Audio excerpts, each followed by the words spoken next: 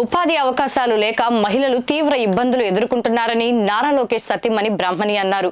ఎన్నికల ప్రచారంలో భాగంగా మంగళగిరి మండలం బేతపూడిలో ఆమె పర్యటించారు. పూల తోటలో మహిళా కూలీలతో మాట్లాడి సమస్యలను అడిగి తెలుసుకున్నారు. వారితో కలిసి పూలు కోస్తూ ముచ్చటించారు.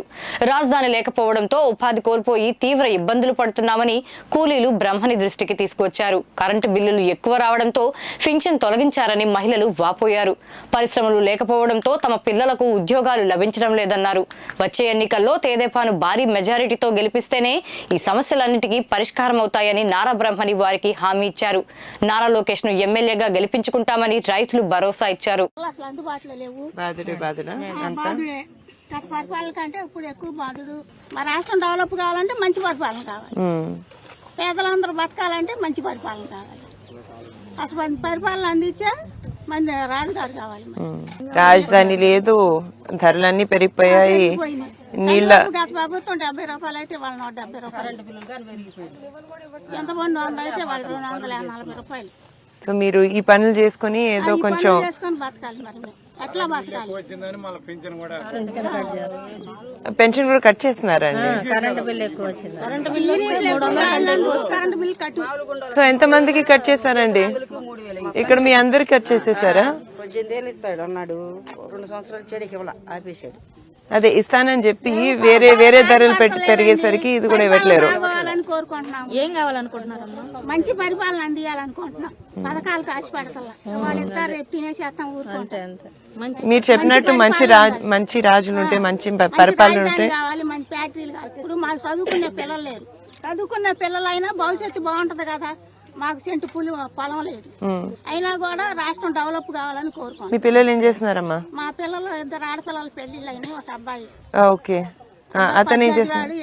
సో జాబ్స్ అన్నా కూడా కష్టమే ఇప్పుడు. ఇండస్ట్రీలు రావట్లేవు, ఏమీ రావట్లేదు.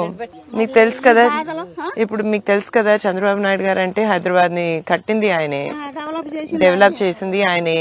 మాలాంటి వాళ్ళకి జాబ్స్ వచ్చాయి, మాలాంటి వాళ్ళకి ఇంత విద్య వచ్చింది ఆయన వల్లే. ఆయన ప్రత్యేకంగా మహిళలకి సంక్షేమం వచ్చినట్టు చేసింది. తప్పకుండా అవుతుందండి, ఎందుకు అవదు? అక్కడ రాళ్ళు రప్పులు అప్పుడు, ఇక్కడ ఇంత అందంగా ఉండే చోట, ఇక్కడ చాలా విద్య మీద అంత ఫోకస్ పెట్టేవాళ్ళు, చాలా కష్టపడేవాళ్ళు. తప్పకుండా జరుగుతుందండి. ఇంకొక 5 సంవత్సరాలు మన దగ్గర ఉంటే, మన చేతుల్లో ఉంటే, మన భవిష్యత్తు, మన పిల్లల భవిష్యత్తు తప్పకుండా బాగుంటుంది.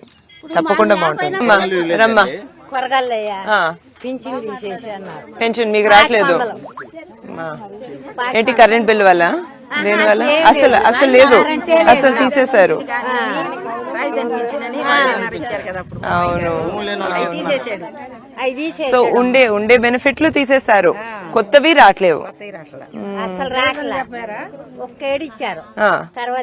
మరి చెప్పారా ఎందుకు తీసేశారు? సో చెప్పుకోవాలన్నా ఎవరు లేరు మీకు,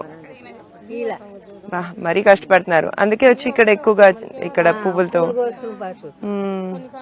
మీ వయసులో మీరు చేయకూడదమ్మా ఇదంతా, మీరు ఎంత కష్టపడకూడదు.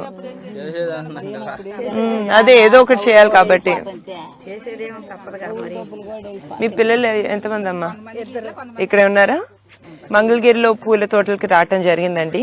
ఇక్కడ ఎంతో మంది మహిళలు మీరు చూస్తున్నారు, వృద్ధులు కూడా చాలా చాలా కష్టపడుతున్నారు. వీళ్ళు చాలా కంగారు పడుతున్నారు, ఎందుకంటే చాలా మంది వాళ్ళ ల్యాండ్స్ ని రాజధాని కోసం ఇవ్వటం జరిగింది. ఇప్పుడు కవులు కూడా పెట్టట్లేరు. వాళ్ళు చాలా కష్టపడుతున్నారు. వాళ్ళకి రేషన్ కార్డులు లేవు, పిల్లలకి రేషన్ కార్డులు అసలు దక్కట్లేవు, బియ్యం సరిగా రావట్లేదు, ధరలు చాలా పెరిగిపోయాయి. అదే కాకుండా ఇక్కడ అందరినీ చూస్తూ ఉంటే ఇండస్ట్రీస్ చాలా వస్తాయని ఆశతో వాళ్ళు వాళ్ళ ల్యాండ్స్ ఇవ్వటం జరిగింది, రాజధాని కోసం ఇవ్వటం జరిగింది. కానీ ఏమీ రాక, వాళ్ళ పిల్లలకి విద్య ఉన్నా కూడా వాళ్ళకి అసలు ఏమీ జాబ్స్ అంటూ ఏమీ దొరకట్లేవు. వాళ్ళు బాగా కష్టపడుతున్నారు. వాళ్ళందరూ తప్పకుండా చంద్రబాబు నాయుడు గారు మళ్ళీ సీఎం అవ్వాలని కోరుకుంటున్నారు. వాళ్ళు బాగా చూసి నాకు కూడా చాలా బాధగా ఉంది, ఎందుకంటే వాళ్ళు ఎంత ఆశతో వాళ్ళ భూములన్నీ రాజధాని కోసం వస్తే వాళ్ళ పరిస్థితి చాలా చాలా బాధాకరంగా ఉంది.